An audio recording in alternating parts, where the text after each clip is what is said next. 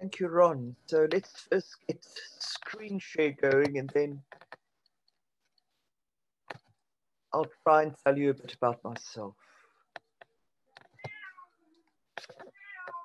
Right, so maybe just checking if I'm screen sharing at all. Yes, your screen is shared. Fantastic.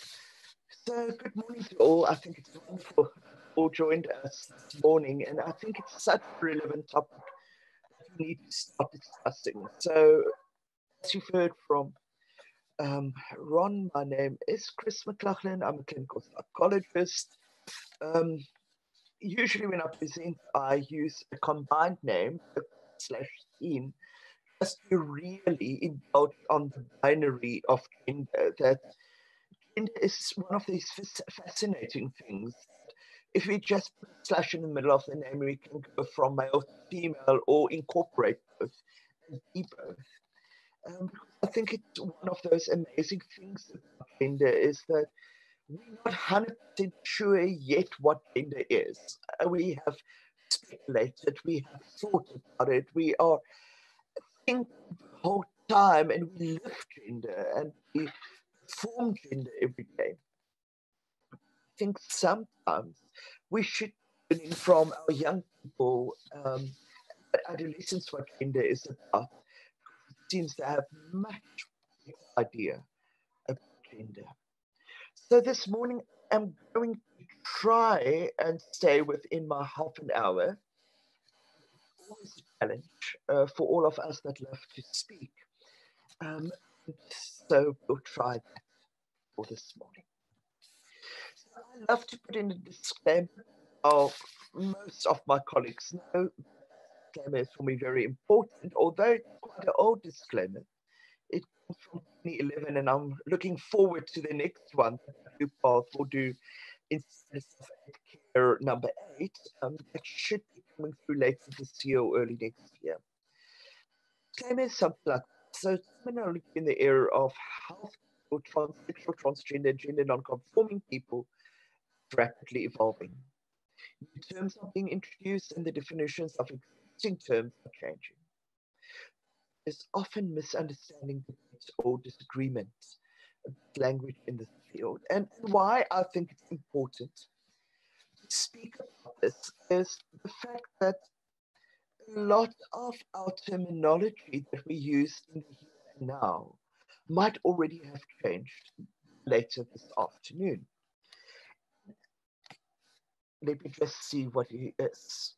Okay. I see there's a sound problem. So what I'm going to do, if you can just excuse me for 2 seconds, I'm going to just switch over to my other phone and rather use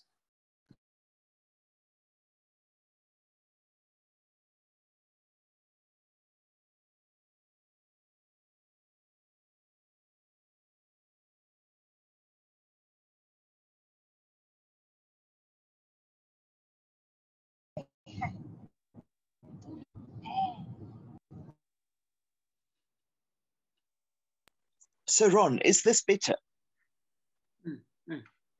Yes, that's definitely coming through clearer. Fantastic.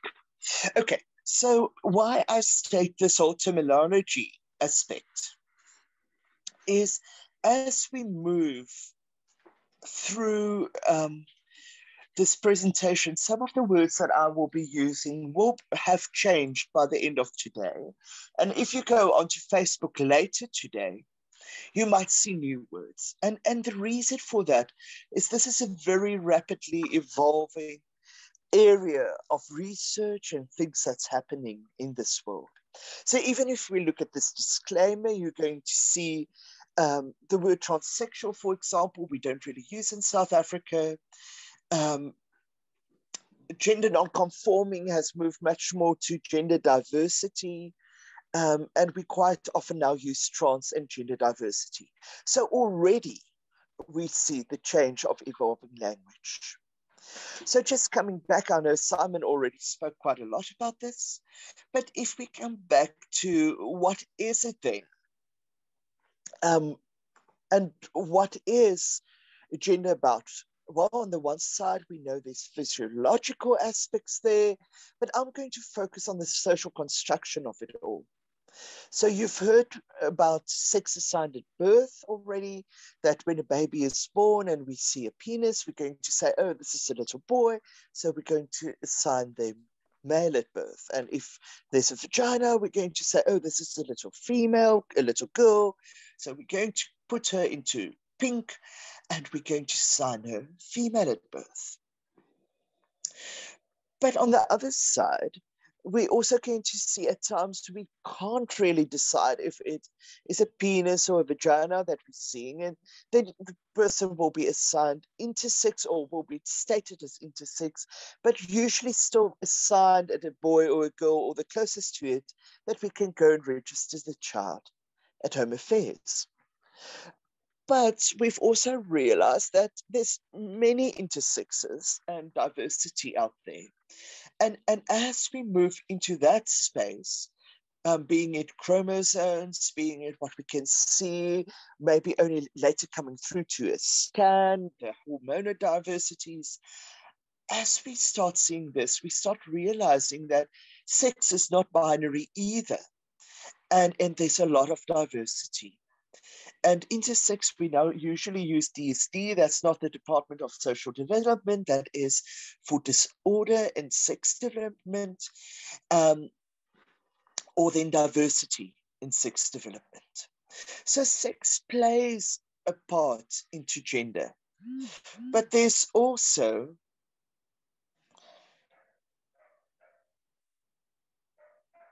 okay, sorry, I'm just checking what Ron is stating to me.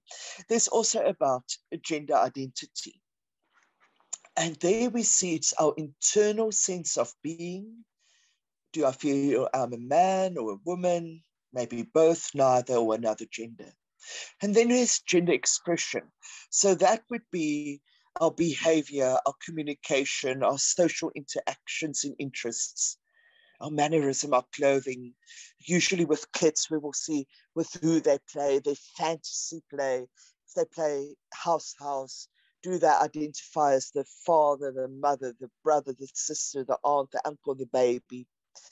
And interestingly there, quite often when I work with masculine identifying kids, then they would usually be the dad. Where if I work with female identifying kids, it's usually that they will play the mother, the aunt, or the baby. So just so on the side. And it's also with who they play and what they play, and the type of toys they play, or the sports that they play.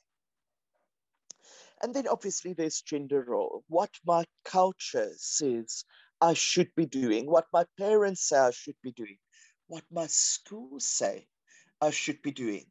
So if they identify me as female, they might say, all the girls come and stand in line this side, or all the boys, you can now first go outside. And for our trans and gender diverse kids, that becomes very difficult because they do not really always know what to do. So if they say, right, all the boys, you're going this side, and your kid feels like a boy, but the teachers identify the child as a girl, that can become very anxiety provoking. So how do I know a person's gender identity?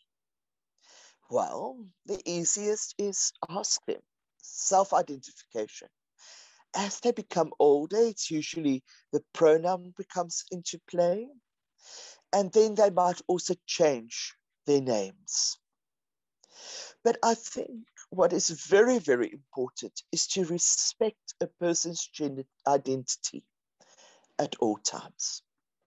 Now, when I work with children, they can quite often get to a point where they would say to me, you know what, I'm a girl, I know I'm a girl, although the body represents that of male, but I know I'm a girl. And they will explore this because they would find this disjuncture between what the world is telling them, their parents are telling them, the school will be telling them, and what they know inside. And quite often, they will explore their own gender identity at times as well.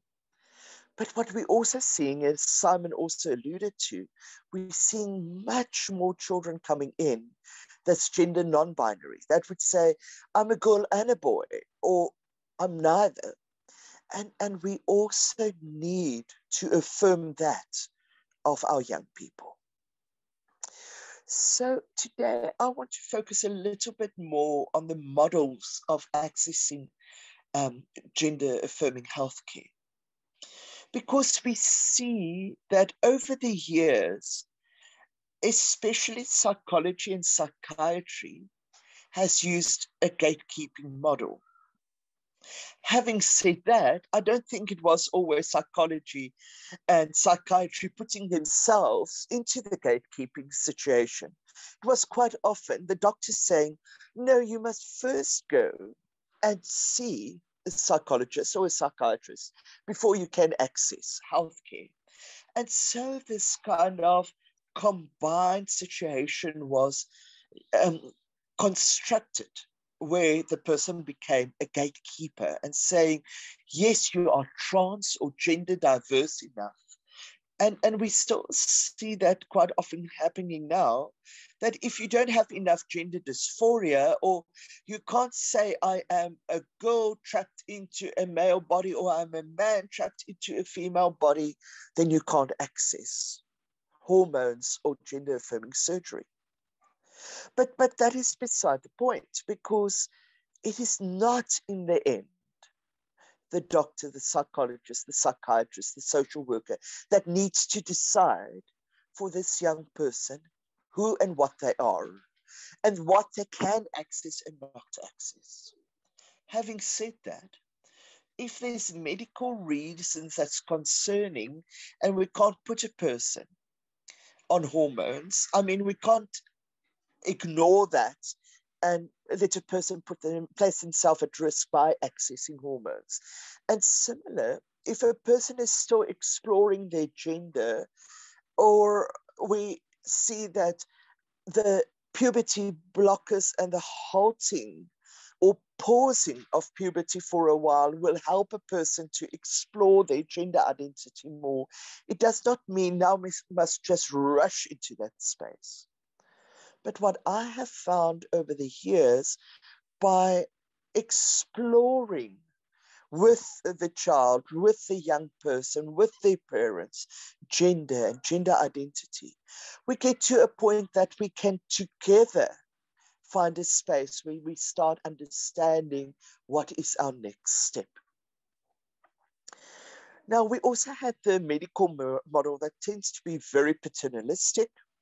And that quite often leads to a space where a person then says, the doctor says, this is what you may do and can do, and this is the way we're going to go forward. And then we have the rights-based model, which is usually used by the activist, who says, no, you know what? This is my human rights. For my dignity, I need to be able to access the hormones, the gender affirming healthcare. And I think Ron spoke quite a lot about that. Now we have moved into a space of informed consent where we usually, with our adults and our adolescents, give them all the information, and they then from there makes an informed decision. But even there, we find that it then places all the responsibility quite often on the trans and gender diverse person. And thus in KZN, we have moved to a new approach called the participatory approach. And this participatory approach, we have a team. The team consists of the trans and gender diverse person who is centralized and has the biggest voice in the team. We also include the parent or caregiver if the trans and gender diverse person is an adolescent or a child. We add the family, so the brothers and sisters into the team, the people living within the house and significant others of the child or the adolescent. We add the support group that might be support group members that's also trans and gender diverse, but also then, for example, friends that is very supportive or other adults that's very supportive. As part of this team, we have the psychologist, the counselor, and the social worker, and other MDT members like a doctor, nursing staff, endocrinologist, a surgeon, a speech therapist. Now, surgery, we know, usually does not happen before 18. Sometimes there might be top surgery from 16 onwards. The endocrinologist, usually here we would add the pediatric endocrinologist. And as a team, we work then in an affirming, supportive way that a child and the adolescent can live freely who and what they are, in such a way to help them to mitigate their own health challenges, their mental health challenges. As Simon said, 50% of our youth will have suicidal ideation. A significant group will attempt suicide if they can't access gender affirming healthcare. So we look at that and we look at the best interest of the child and the youth. But then very important is we also add other members. For example, the school, the friends, the church, the community. Now at schools, quite often I would go in as the psychologist to also train the educators, to train the other scholars, but also sit with the management teams and even the parents that's part of the school system to work with them. Because sometimes at schools we get quite a backlash of especially religion and quite often Christianity. Now, fortunately, I have a master's in theology and in biblical studies, so I would just grab all my knowledge and start telling them, yes, the Bible, as Simon said, does not speak about trans issues, but the Bible does speak about gender diversity. And the Bible would speak about, for example, Joseph. And if you go to the Aramaic, it doesn't speak about the magnificent rainbow, technicolor rainbow coat, but it speaks about a virgin dress, a princess dress. And I would tell them about that and say, but the Bible is already speaking about it. And we start exploring that. But we also look at how to make it more accessible for our youth. For example, the bathroom space, that there's a toilet space that they can access. How do they participate in sport? How do they get addressed? What names do we use in the school? And how do we do it in an affirming, responsible, ethical way? We also focus thus on our children and adolescents' needs, how they can empower themselves and have a voice within these spaces. And we also look at the shared goal, the direction, and the timeline. So what is then the roles? Well, there are different experts in this space. There's the expert that the child and the gender diverse youth are. They have the lived experience. They have the complementary knowledges. And they have different skills than I have as an adult person. They also have different skills than the cisgender person. But we also bring in skills as healthcare providers into the space. So in the end, we have complementary knowledges in our participatory approach. We can also be ambassadors. So our youth can be ambassadors of what it is to be gender diverse or trans. But as healthcare providers, we also have knowledges.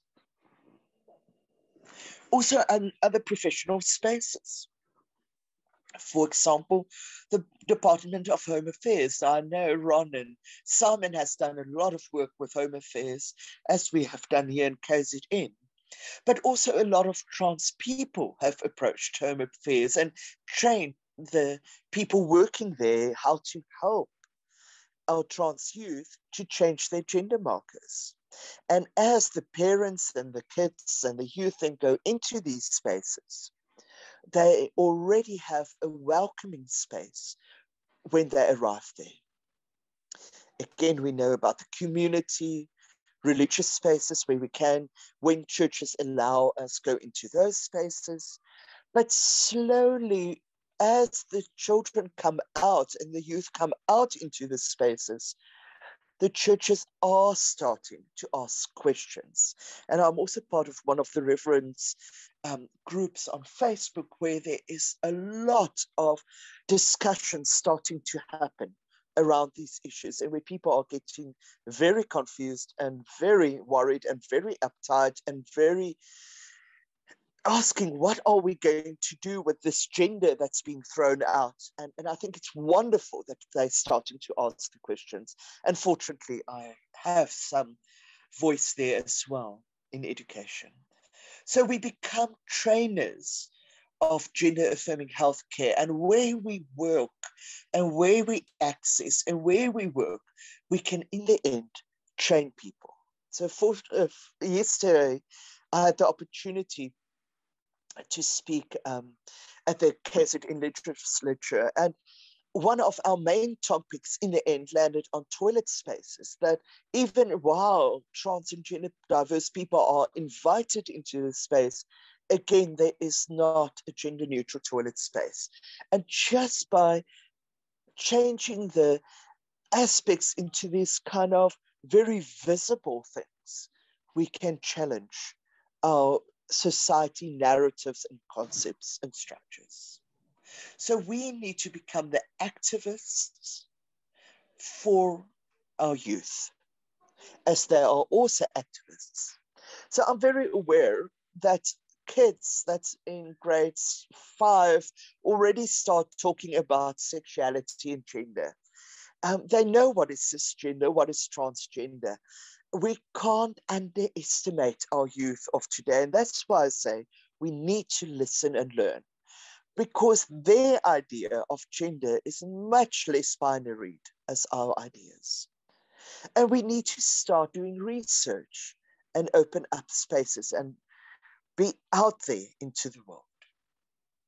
So what do we now incorporate into the participatory approach? Well, we incorporate informed consent, we share knowledges, we understand the emotional, the social, and physical changes that happens as kids go into puberty, when they go onto puberty blockers, or if they in the end access hormones. We are aware of the side effects, and we also inform the parents as well as our adolescent and our kids as they move into these spaces. We do use the rights-based model where it is part of our human rights. And then obviously we use some knowledges from the medical model. What is my role then as a therapist? Well, I need to support. There is the element of assessment, but I love to assess with my clients. And as we go through the assessment, I share my knowledges and they share their knowledges and wisdoms. And in the end, it becomes a path of walking together. Ron mentioned that quite often he works quite strongly with the parents as well. And I find myself quite often sitting with the parents, or sometimes also referring the parents to our other affirming therapist, as we then navigate the space forward, because it's quite often the parents that struggle more than the kids in any case. They know who they are. Also, as professionals, we need to acknowledge that we have inherent power as professionals. We need to advocate for our young people, and we need to be an activist. And we need to always remember we need to be led by our trans and gender diverse persons. And at the end of the day, we need to be affirming. So I'm just quickly going to touch on the SASAC guidelines that Ron alluded to earlier. So we developed these guidelines as a way also to help and support ourselves as professionals. You will see it says psychology professionals. Ironically, the group that we have trained the most of, it's over 350 years. These people by now are social workers on these guidelines. So guideline 1 speaks about non-discrimination, that we need to always respect human rights of sexually and gender diverse people, and we need to be committed to non-discrimination on the basis of sexual orientation, gender identity, but also sex assigned at birth, and thus sex diversity. We need to understand individual self-determination, and we need to prioritize that. So the person has the privilege of to decide who they are, and they also have the right to self-disclosure, that kind of coming out. So if the young person or the child says, I do not want my teachers to know, we need to respect that. I do not want you to explain this or to tell my parents about that. We need to respect that. We need to obviously also enhance our professional understanding.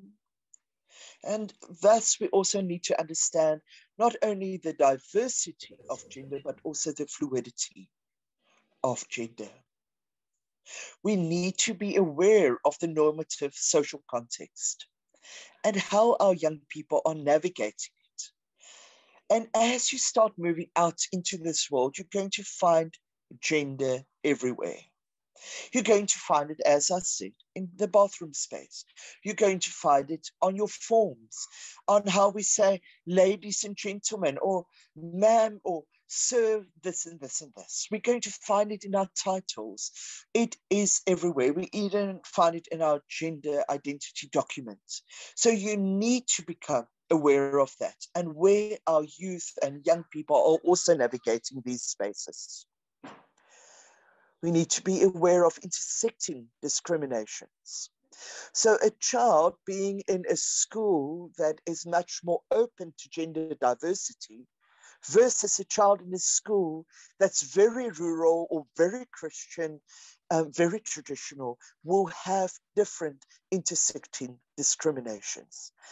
A child that has, for example, other abilities or struggle with other disabilities will have other intersecting situation than a child that is physically able to do everything.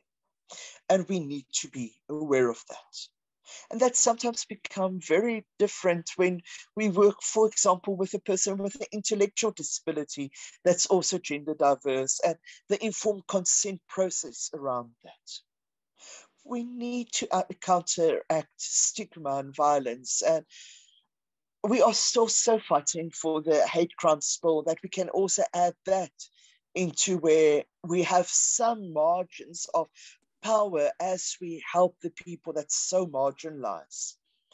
So we need to be aware of the prejudice, discrimination, and violence, and also the aspect of bullying. We need to recognize that there's multiple development pathways. There's not just one pathway out there. And kids do grow up differently and do become aware differently of their own genders and diversity. There's non-conforming family structures and relationships. And that also speaks to the parents quite often as the kid come out as gender diverse, having to go through that space of losing the projection, what they thought the kid is. And also that the parents aren't always just a boy or girl. The affirmative stance we spoke about, the foregrounding of global best practice, especially there, the WPATH standards of care. We need to always disclose and rectify our own personal biases, and we need to continue with professional development, that kind of CPD points. So today I thought I would conclude with wisdoms from a gender diverse kid that is 7 years old that I asked to share with me as I was preparing for this presentation today, what they thought I must tell all the adults here today and what is important. And they said the following: please give time to our kids. It is okay to take time to figure out who we are. Ask somebody for help. It is okay to be a boy or a girl, or not a boy or a girl. When you decide it is okay to be whatever you are, it does not matter when people call you a boy or a girl. It does not make me feel always happy, but just go on. You can tell them how you feel about it. If they still don't listen, you can just say, you know, people can be boys or girls, or not a boy or a girl. They can be anything they want. Some girls look like boys. It does not make them a boy. They can just be a she or a they. The special part is you can just be you. Some people will not understand, but just get them involved. And with this wisdom of a 7-year-old gender diverse kid, I thought I would conclude my presentation here today. Now, Ron did ask me to just explain to you who I am. So I'm basically a clinical psychologist working here in KZN. I work at a rape crisis center, but also as a gender diverse, trans identified person with a very diverse family. I also speak from a space of lived reality, and I work with a lot of trans and gender diverse adults, as well as more and more teenagers and kids. And it's amazing and such a privilege to work in this field. So thank you very much for this opportunity here today.